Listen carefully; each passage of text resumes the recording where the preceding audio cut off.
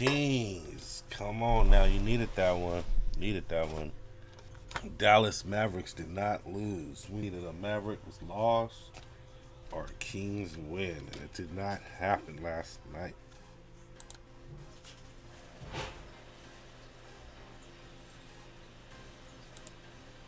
In the game, the Kings wanted to win to go ahead and lock up that 9th place home court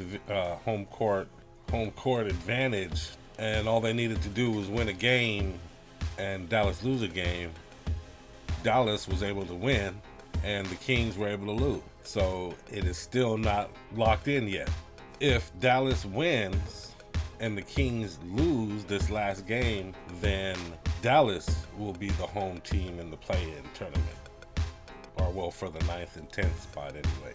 And the Sacramento Kings lose in a close one in the end, 101-100 in Sacramento versus the LA Clippers.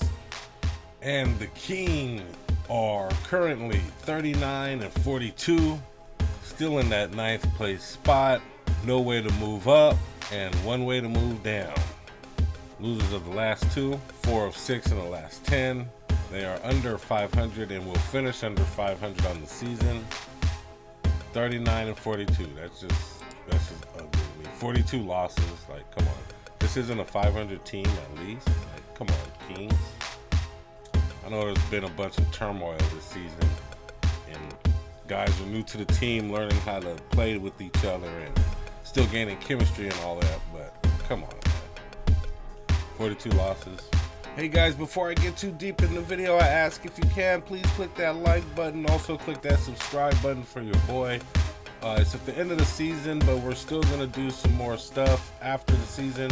We're going to have Kings News, Kings Updates. We're also going to have some documentary style shows come out about the Kings as well. You're going to want to see that. You're going to want to be there for that. So go ahead, click that subscribe button for your boy. And if you can, make a comment. And I would like to say welcome YouTube to all my friends, my folks, and you Kings fans out there. It's your guy, Jay Woods, aka Shy the Man, and I'm back at you with another episode of the Kings Morning After. All right, here I come. Midday Cup of Joe with Jay.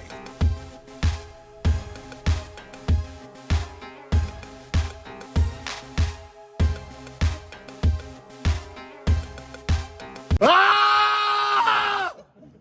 I love it. And today is April 12th, 2025. And the day is, you know what day it is. You know what day it is. Yeah. It's Saturday. It's Resurrection Friday, kicking with the lipsticks on WIMN. Yo! Yes, it is Saturday.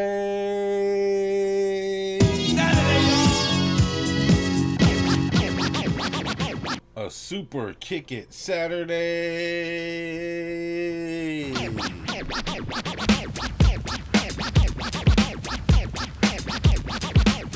Saturday.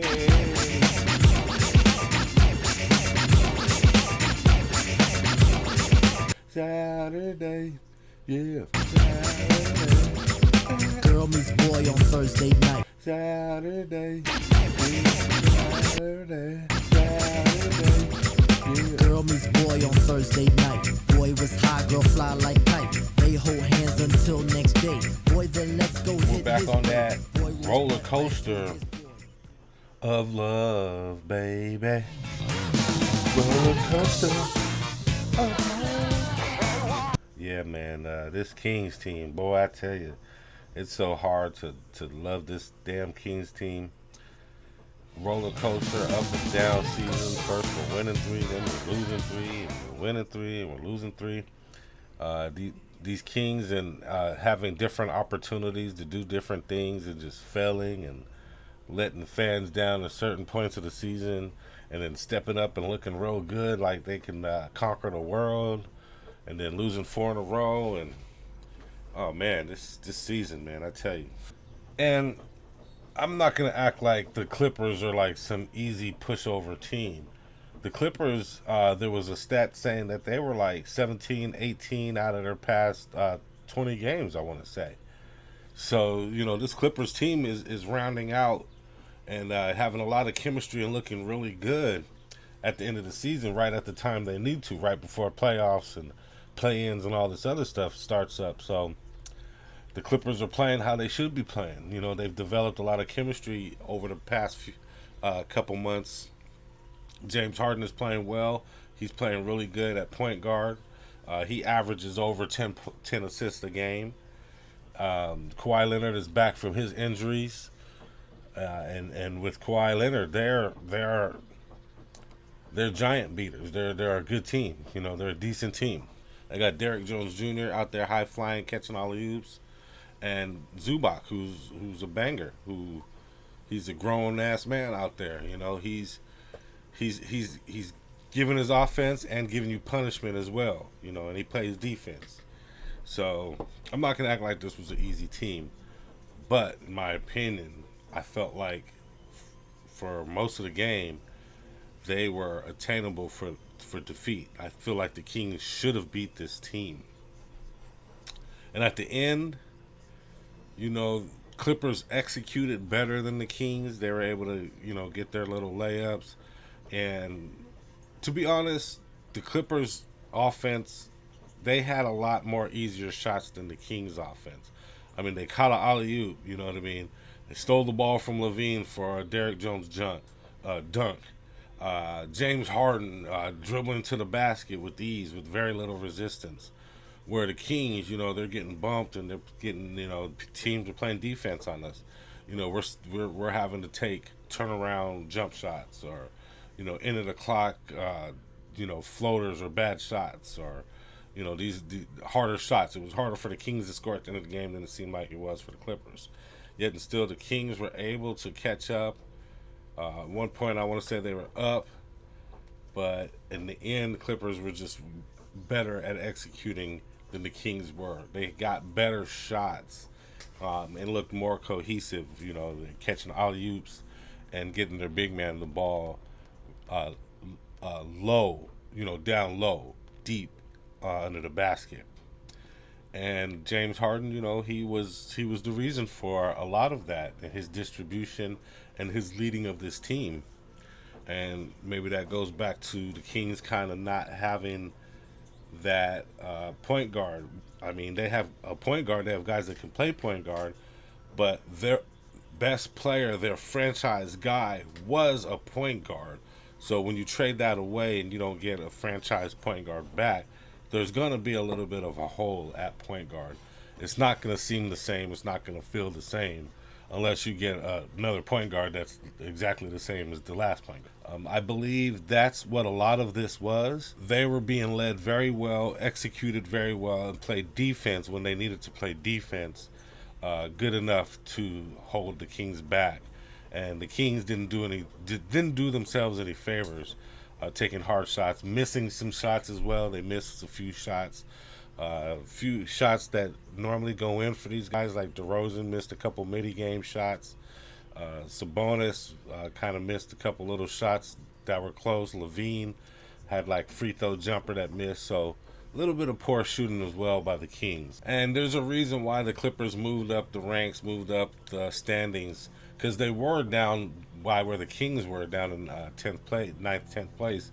But they were able to get it together, and they have moved up in the rankings. And the Clippers are now in 5th place. So that feels about right. That sounds about right. I just feel like the Kings have had some opportunities here and there throughout the season that I just feel like weren't really taken advantage of at all points. Bottom line, the Kings morning after.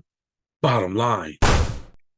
Today's bottom line is, the Kings would like to play this play-in game at home. You know, so don't botch this. You got one last chance, Kings. Go beat these Suns. The Suns have nothing to play for anymore.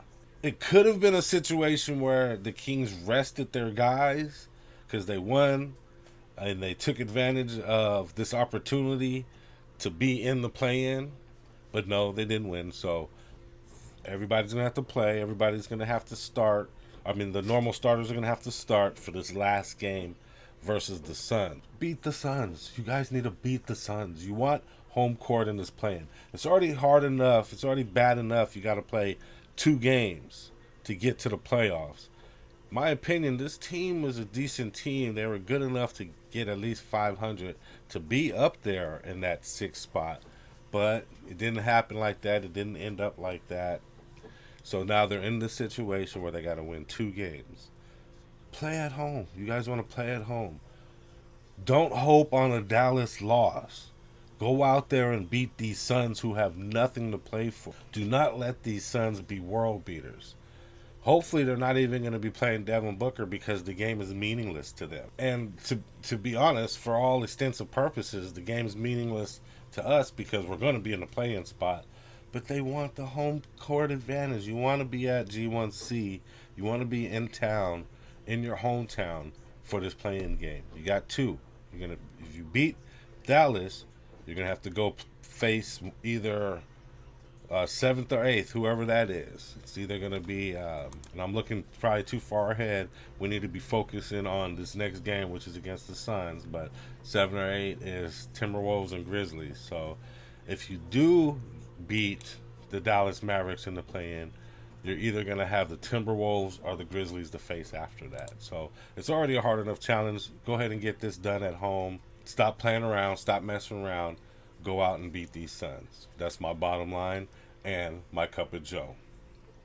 French roast, 1 creamer. I'm going to give you some quick stats. All right, some real quick stats for you guys. First quarter, Kings looked like they came out pretty good.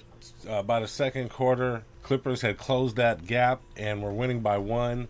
Clippers had a better third quarter than the Kings. And the Kings had a better fourth quarter than the Clippers, but it wasn't enough because the Clippers were able to win by 1, and it went down to the end. DeMar DeRozan he was going to try to hit a buzzer beater, but he got D'd up pretty well, double teamed pretty well. So it was an unfortunate turn of events at the end of the game. They didn't even really get a good shot off, but that's how it goes in the NBA sometimes. And their leading scorer was big dog Kawhi Leonard with 28, and James Harden had 23 assists. James Harden with a big 10, and as you can see here, James Harden had a big triple-double last night with 11 boards as well.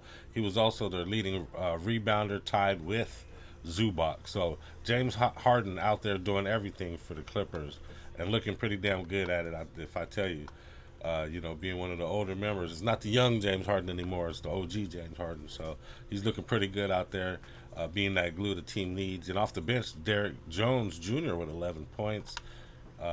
Norman Powell with 16. And for the Sacramento Kings, their leading scorer was the new guy, Zach LaVine, with a big 26 points.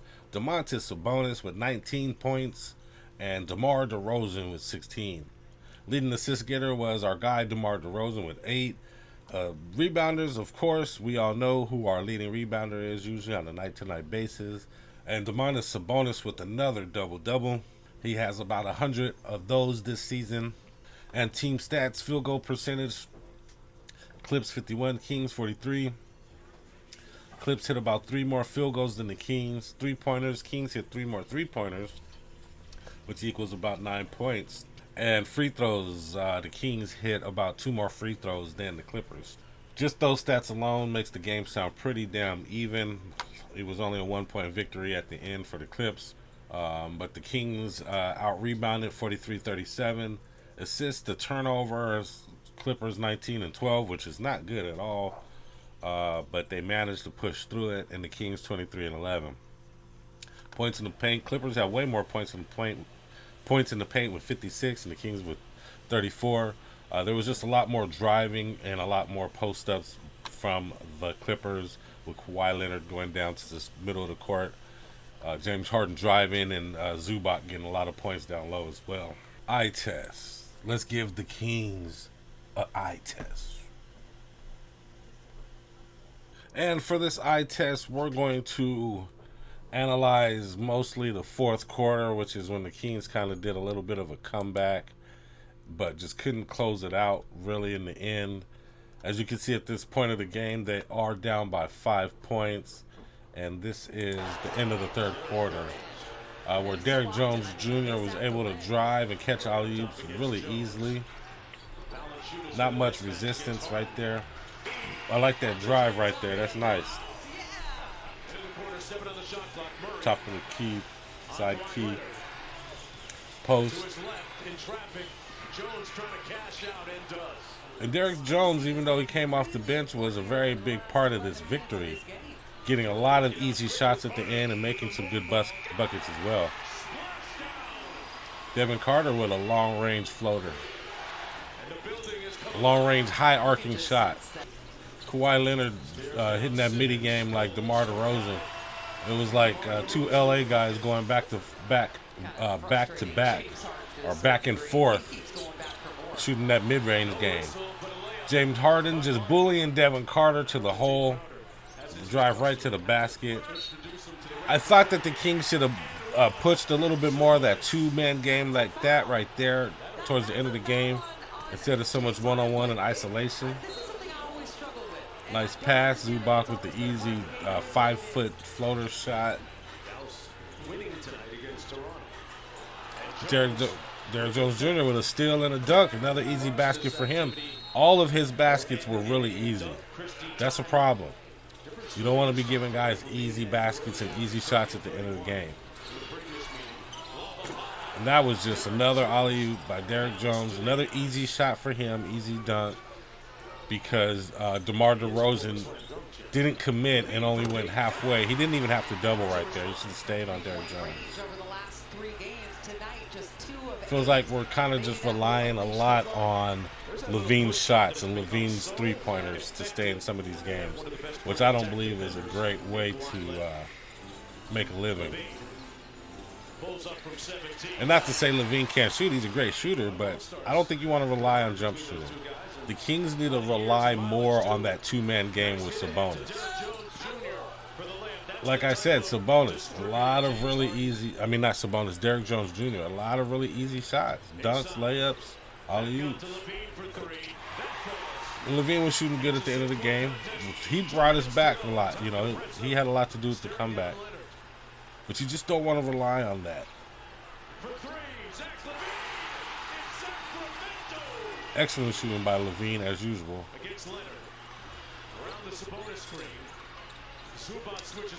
Work that two-man game a little bit more. Good shot, good clutch shot by DeMar.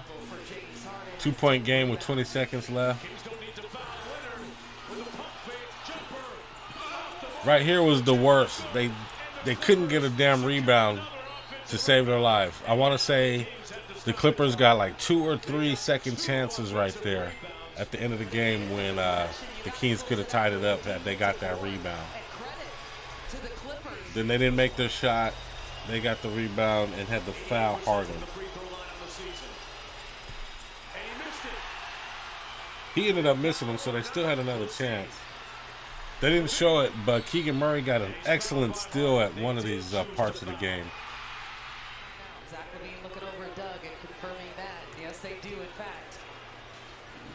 He hit both of his free throws. I thought that they should have tried to hit the front of the rim on that one and catch it and try to make the layup for the win. Oh, right here, there's where Keegan Murray got the steal. That was such a great steal. And they still had another chance to try to win this game.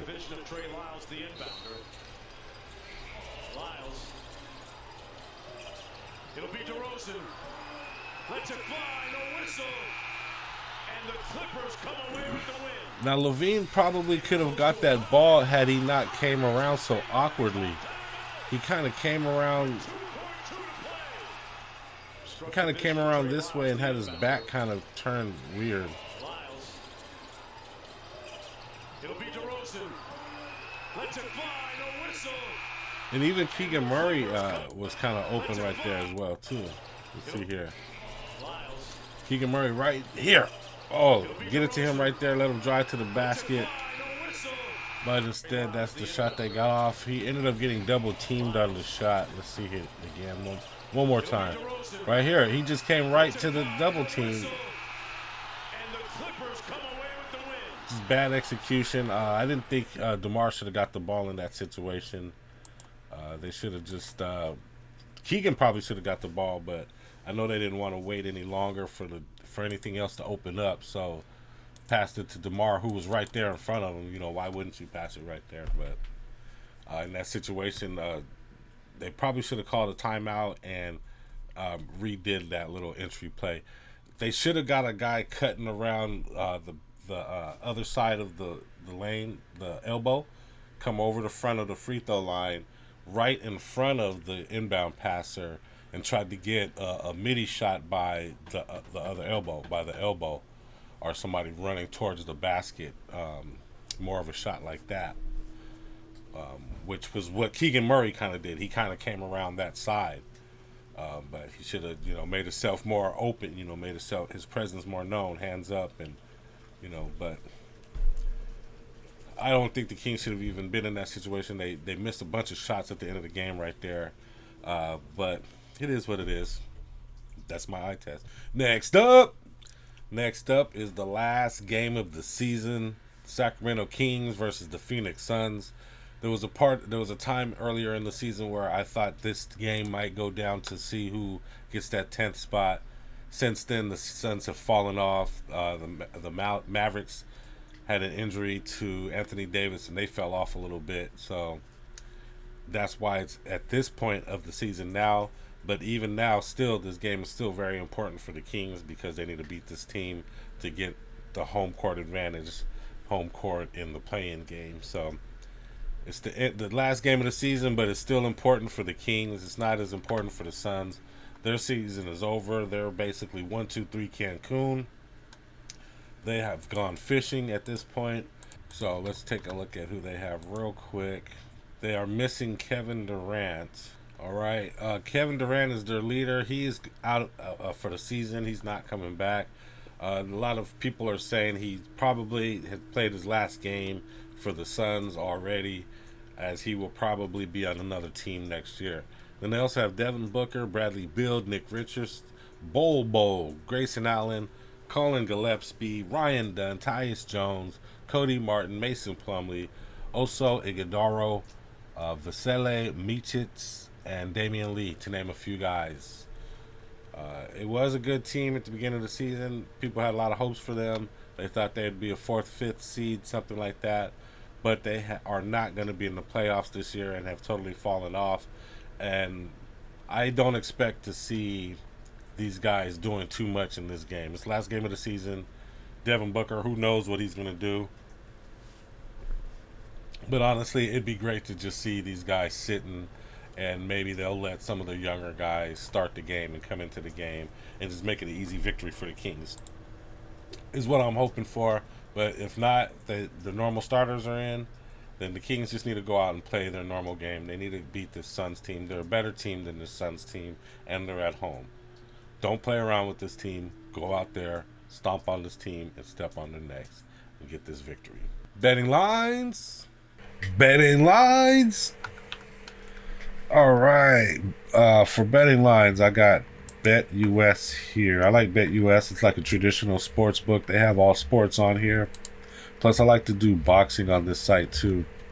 Whenever there's big boxing coming up for the weekend. And I'm in California. I'm able to sports bet here. And I believe you can use this site to bet in most places in the U.S. So it's a great site to use. I ask that you just use the description, use the link in the description below. Hey guys, I got a question for you guys. If you're listening to this video, make a comment. Answer this question in the comment. How are you feeling about this last game versus the Suns? Do you believe the Kings are going to win and get that play-in spot? Let me know down in the comments. Make a comment. Answer that question in the comments. Or do you think the Kings are going to lose, Dallas is going to win, and knock the Kings to 10th place? What do you think? Make a comment. Let me know below. And also, guys, if you can, you're still listening, I really appreciate you listening this far. Also, please click that like button while you're still here.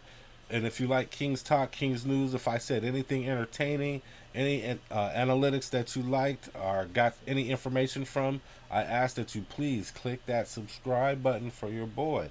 If you're in the news, Kings Talk, Hoops Talk, click that subscribe button. We're new. We're trying to grow. We want to do some watch party stuff and some live stuff later. I know it's the end of the season, but we will still have stuff coming out at the end of the season. News, updates. We're even going to do some documentaries, some other cool, fun stuff. You're going to want to be a part of that. You're going to want to see that. So click that subscribe button now for your boy. Also, if you can, share the content. Sharing the content is really big for me. It really helps bring eyes to the channel. And if you can, I'll even comment on your share. And I just really appreciate shares, guys. If you can share, I really appreciate it. Helps me get eyes to the channel, gain subscribers, and kick the algorithm's ass. And I got a motivational quote for you guys today. And I've done this quote before, but to me, this is one of the best quotes ever. It's probably my favorite quote I've ever heard. I'm not sure who wrote this, but it's an excellent quote, and it deserves to be stated probably every day. And it goes like this.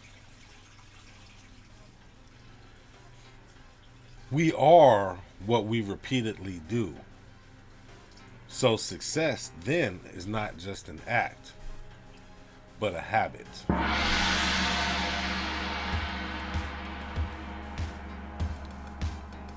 It's intricate, but it's concise, and it's not hard to understand.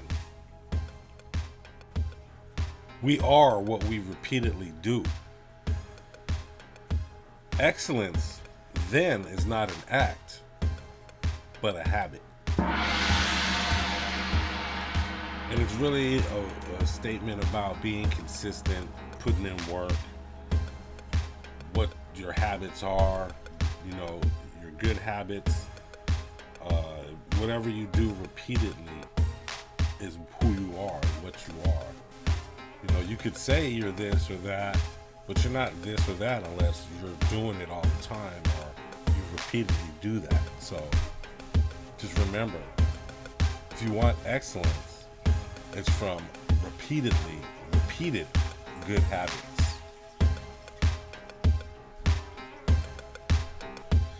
And with that, that's pretty much all that I have for you guys today.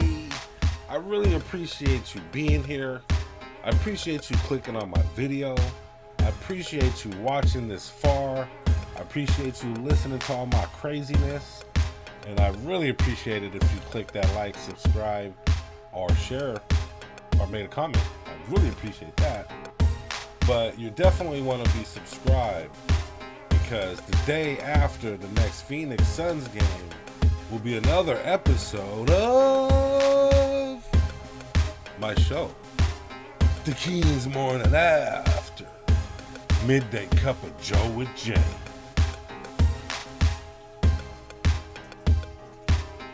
And if you can, click that notification bell while you're at it so you can get notified the minute the next episode comes out. But with that, I'm out! But before you go, check out these moves. It's good.